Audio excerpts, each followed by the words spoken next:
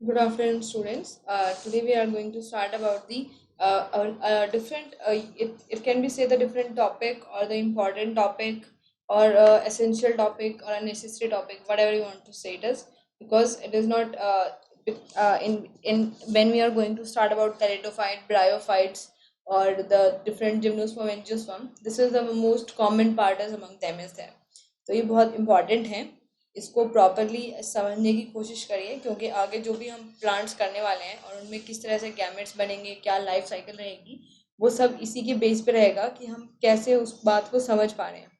ठीक है, अगर हम ये it's a kind of we can say very very basic of जो हम आगे पढ़ने वाले हैं, जो उनका इम्पोर्टेंट पार्ट है, जो हम ब्रायोफाइट, टेरिडोफाइट और जिम्नो एंजियोस्पर्म पढ़ेंगे, उनका सबसे इम्पोर्टेंट पार्ट है उनकी लाइफ साइकिल, कि कैसे उनकी लाइफ साइकिल चलती है. उसी के बेसिस पे उनको क्लासीफाई किया गया है. ठीक है, उसी के बेसिस पे उनको क्लासिफिकेशन किया गया है.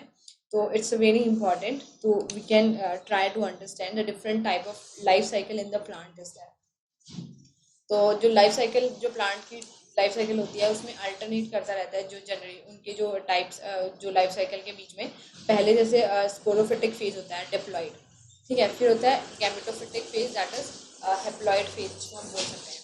ठीक है, स्पोरोफिटिक फेज का मतलब हम कह सकते हैं कि उसमें जो सेल हैं वो डिप्लॉइड फेज में प्रेजेंट होते हैं. जैसे जो प्लांट है, हमारा जनरल प्लांट है, वो कैसा होता है, वो क्या होता है, डिप्लॉइड होता है. फिर उसके अंदर जो फ्लावर और ऑर्गन्स बनते हैं, फिर वहाँ पे क्या प्रोड्यूस होते हैं, गैमेट. और गैमेट्स क्या बनाते हैं, दैट इज गैमेट्स के अंदर फिर जैसे पोलन ग्रेन्स हैं या ओवरी है, ओव्यूल है, that are haploid is there. तो वो एक फिर अलग से गैमेटोफिटिक फेज बॉडी उसके अंदर चलता है. फिर वो पोलन्स प्रोड्यूस करते हैं, those are called also the microspores. तो वो स्पोर प्रोड्यूस करते हैं गैमेट्स, जो क्या आगे जाके फ्यूजन होता है. फ्यूजन होने के बाद वो दोबारा से क्या बन जाते हैं, वो जो हैप्लॉइड गैमेट्स थे, वो दोबारा से जाइगोट बन जाते हैं और फिर एक नया प्लांट, मतलब वो एक सीड बन गया, उस सीड से एक नया प्लांट हमारा जनरेट हुआ. तो इस तरह से साइकिल चलती रहती है. और हम प्लांट से केस में ऐसा क्यों कहते हैं, क्योंकि जो ये इनका जो पार्ट है, जो स्पोरोफिटिक फेज है, वो भी एक कंप्लीट ऑर्गेनिज्म है. और जो गैमेटोफिटिक फेज है, वो भी एक कंप्लीट मतलब पूरा स्ट्रक्चर है. That is a multicellular structure is of the gametophytic phase का भी एक कंप्लीट स्ट्रक्चर था. जैसे हमारी ह्यूमन बॉडी में हमने रिप्रोडक्शन में पढ़ा है कि the whole body the cells are the sporophyte. लेकिन जो गैमेट्स प्रोड्यूस होते हैं, they are very kind of कोई अलग से ऑर्गन या अलग से कोई बॉडी पार्ट, या मतलब उसके जो सेल है वो तो डिप्लॉयड नहीं हुए ना, they are diploid. But the certain cells only those act as है ना गैमेट्स, कि एक स्पेशलाइज जैसे स्पर्म है, वो सिर्फ हेप्लॉइड बनने वाले हैं, बाय मेयोसिस बन जाएंगे. और जो एग है वो हेप्लॉइड होगा. और सब की सब जो कॉन्स्टिट्यूएंट है हमारे बॉडी के अंदर, उनका क्या रहेगा constituent, those are the diploid, वो डिप्लॉइड रहेंगे. तो इसीलिए ह्यूमन बींग के अंदर या एनिमल्स के अंदर कोई इस तरह का लाइफ साइकिल देखने को नहीं मिलता. They have just a mode of reproduction and the production of the gametes is there. तो अब इसमें सबसे पहले है हेप्लॉन्टिक लाइफ साइकिल, फिर डिप्लॉन्टिक, फिर हैप्लोडिप्लॉन्टिक. सबसे पहले हम देखते हैं हेप्लॉन्टिक. हेप्लॉन्टिक का क्या मतलब हो गया, कि जो कंप्लीट जो लाइफ साइकिल है जो प्लांट की, वो क्या चलेगी, हेप्लॉइड फेज में ही चलेगी. ठीक है, इसको इसमें हम हेप्लॉन्टिक भी क्यों बोलते हैं, क्योंकि जो डिप्लॉइड फेज जो इसका होता है, जैसे कि सबसे पहले हमने देखा कि यहाँ पर इसने हेप्लॉइड एक एल्गी है. एल्गी क्या है, हेप्लॉइड था. ठीक है, जैसे वॉलवॉक्स, स्पायरोगेरा और कुछ कैलमाइडोमोनास वाले ऑर्गेनिज्म भी होते हैं, वो भी दिखाते हैं ये वाली.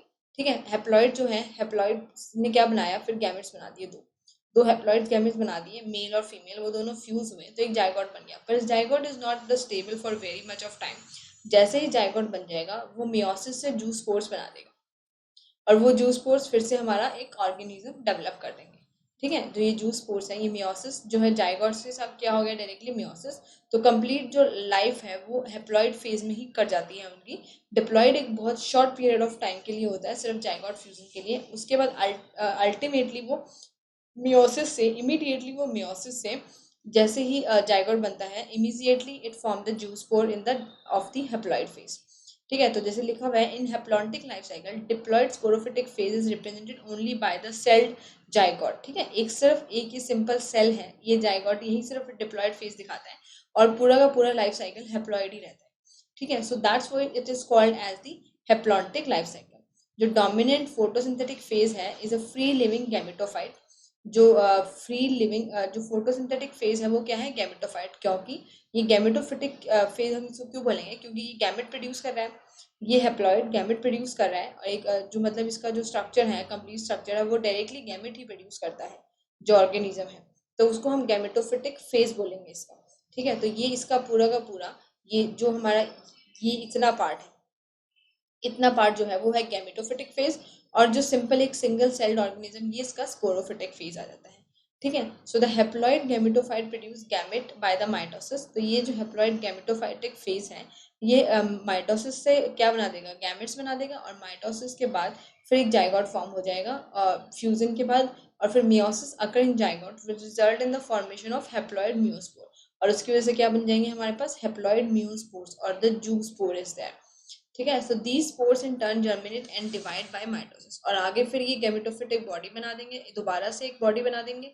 और फिर ये क्या हो जाएगा, तो ये एक साइकिल चलती रहती है ना, पहले एक और पहले गैमेटोफिटिक फेज बना, फिर गैमेट्स बने, फिर फ्यूज हुए, फिर जाइगोट बना, स्पोरोफिटिक फेज, फिर इसमें मियोसिस हो गया, फिर दोबारा से ये क्या बना देते हैं, haploid.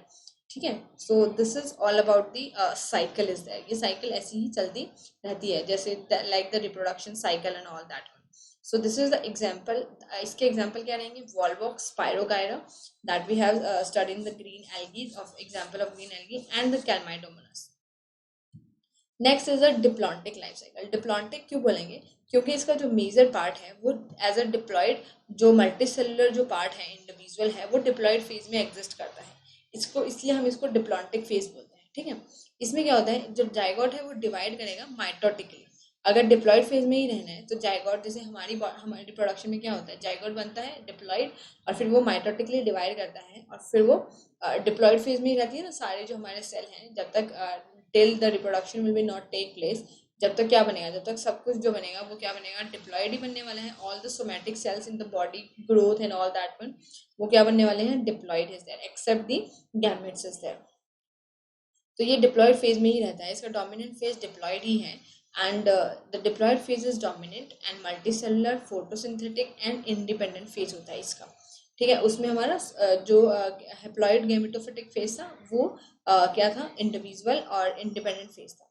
Certain cell of multicellular diploid phase undergo meiosis to make gamete. इसमें क्या बनेंगे, स्पोर्स नहीं बनेगा।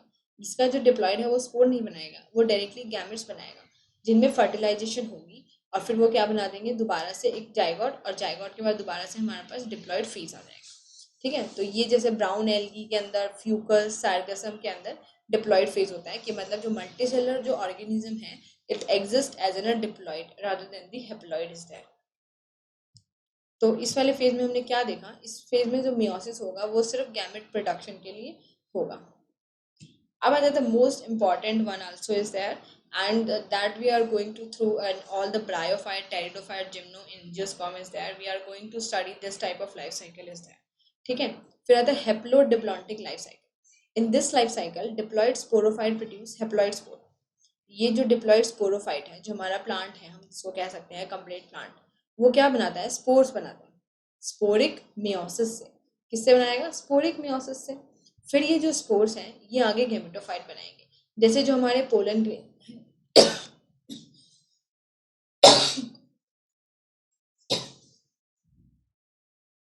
जैसे कि जो हमारे पोलन ग्रेन वगैरह जो हम बनते हैं बॉडी के अंदर, या ये हम सिर्फ एंजियोस्पर्म का एग्जांपल बता रहे हैं। जब हम दूसरे टाइप के क्लासिफिकेशन डिवीजन पढ़ेंगे, ब्रायोफाइट, टेरिडोफाइट, उसमें हम अलग अलग देखेंगे किस तरह से गैमेट्स बनते हैं या स्पोर बनते हैं।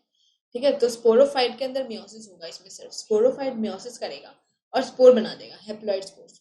फिर ये हैप्लॉइड स्पोर्स हमारे पास एक मल्टी सेलुलर गैमेटोफाइट का स्ट्रक्चर बनाएंगे।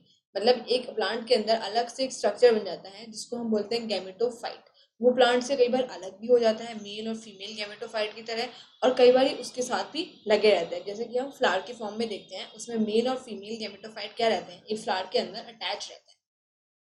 ठीक है, फिर वहां पर जो पोलन, जैसे हमारा पोलन ग्रेन है एग के साथ फ्यूज हो जाता है, ऐसे ही जो गैमेट है ये फ्यूज हो जाते हैं। फ्यूज होने के बाद फिर जाइगोट बनेगा, और फिर एक हमारे पास नया प्लांट आके खड़ा हो जाएगा। तो इसमें क्या देखा हमने कि जो ये स्पोरोफाइट है ये भी मल्टी सेलुलर था। ठीक है, हमारा जो प्लांट है वो मल्टी सेलुलर था, उसने फिर मियोसिस से स्पोर्स बनाए, जो स्पोर्स ने फिर गैमेटोफाइट बनाए। गैमेटोफाइट क्या, जो गैमेट्स बनाएगा, जो ऑर्गन क्या बनाएगा, गैमेट्स। वो भी क्या है, मल्टी सेलुलर ऑर्गन है।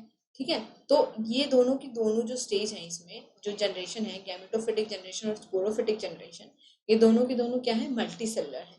तो इसकी वजह से दोनों ही मतलब अपनी अपनी जगह पे डोमिनेंट होती हैं। लेकिन जब हम अलग अलग डिवीजन करेंगे तो हम देखेंगे किसी किसी में सिर्फ स्पोरोफिटिक जनरेशन बहुत टाइम के लिए डोमिनेंट रहती है और गैमेटोफाइट जो है वो स्पोरोफाइट के ऊपर डिपेंड होता है। किसी किसी में क्या होता है, गैमेटोफाइट इंडिपेंडेंट होती है और स्पोरोफाइट गैमेटोफाइट के ऊपर डिपेंड होता है। कैसे, वो हम जब जो हम रिस्पेक्टिव डिवीजन की बात करेंगे, जब हम उसमें देखेंगे कि किस तरह से कौन से वाला किस पे डिपेंड होता है, तो उसके बेसिस पे अलग अलग डिवीजन है। ठीक है, इनकी लाइफ साइकिल के बेसिस पे। तो अभी यहाँ पे इम्पोर्टेंट क्या है कि जो ये दो फेजेस हमने पढ़े हैं, स्पोरोफिटिक और गैमेटोफिटिक, ये दोनों के दोनों क्या है, मल्टी सेलुलर है। और हमेशा क्या होता है, जो स्पोरोफाइट है, जो डिप्लॉयड है, वो स्पोर बनाएगा मेयोसिस से, और फिर वो स्पोर माइटोसिस से आगे जाके गैमेट्स बना देंगे और फिर वो जाइगोट बना देंगे। In case of the haplodiplontic life cycle, haploid, this complete, this one is there. इसमें क्या है, ये वाला क्या है, पूरा का पूरा हैप्लॉइड है। ये नीचे वाला, ये क्या है हमारा का पूरा, पूरा का पूरा हैप्लॉइड। और ये क्या है, पूरा का पूरा डिप्लॉइड। सो ये दोनों के दोनों एक तरह से मल्टी सेलुलर स्टेज पे हैं। देखो अभी हम पढ़ते हैं, in this life cycle diploid sporophyte produce haploid spores by process of meiosis. ठीक है, as meiosis produce spore directly called sporic meiosis. तो इसको मियोसिस का जो स्पोर ही बनाता है डायरेक्टली मियोसिस करके, तो हम इसको क्या बोल देंगे, तो इसको हम क्या बोल देंगे, that is the sporic meiosis. The meiospore germinate and grow by mitosis. तो ठीक है, तो ये मियोस्पोर जर्मिनेट करेंगे, ग्रो करेंगे और एक मल्टीसेलुलर गैमेटोफिटिक फेज के अंदर एंटर कर जाएंगे। The gametophytic bodies produce gamete by mitosis, fusion of gamete divide diploid zygote. So fertilization क्या होता है, फिर से रिस्टोर हो जाएगा और रिस्टोर होने के बाद डिप्लॉयड फेज दोबारा से चल पड़ेगा। So both phase are multicellular, दोनों के दोनों फेज क्या है, मल्टीसेलुलर है। So this life cycle is also called as alternation of generation. दो जनरेशन के बीच में क्या है, अल्टरनेशन है। पहले स्पोरोफिटिक जनरेशन आएगी जो मल्टीसेलुलर है, फिर उसके बाद गैमेटोफिटिक फेज आएगी, फिर स्पोरोफिटिक फेज आ जाएगी। तो इस तरह से साइकिल चलता रहेगा। Because of both are multicellular, तो we can say there separate generation in the plant is there, and this is called alternation between the generation. इस तरह से प्लांट की लाइफ साइकिल चलती है। तो जितने भी हमारे ब्रायोफाइट्स, टेरिडोफाइट्स, जिम्नोस्पर्म, एंजियोस्पर्म और कुछ एल्गी भी, जैसे हमने किस में पढ़ा था, we have studied in the red algae is there, they show the alternation of generation type of life cycle is there. And in further with the example and with the complete life cycle we will study in separately in this, but this is the, we can say, the basic phenomenon that will take place in all the life cycle is there. किसी में कोई dominant होती है और किसी में gametophytic dominant होती है, किसी में sporophytic, that we see separately. But जो आज हमने ये पढ़ा है तीनों लाइफ साइकिल, ये बहुत इंपॉर्टेंट है। आप इसको एक बारी दो बारी देखिए और समझिए, बुक से पढ़िए। बुक में शायद कम दिया होगा थोड़ा लाइफ साइकिल्स के बारे में, but still you started from the lecture is there, and अगर आपको कुछ समझ में नहीं आता you will message me also, but it's very important, we can say the basic of our further topics। ठीक है, जो हम आगे टॉपिक्स पढ़ने वाले हैं उनका जितना भी हम प्लांट किंगडम में आगे जो हमारा प्रोसेस है पढ़ने वाले हैं हम, जेट डिवीजन, उनका ये बेसिक है।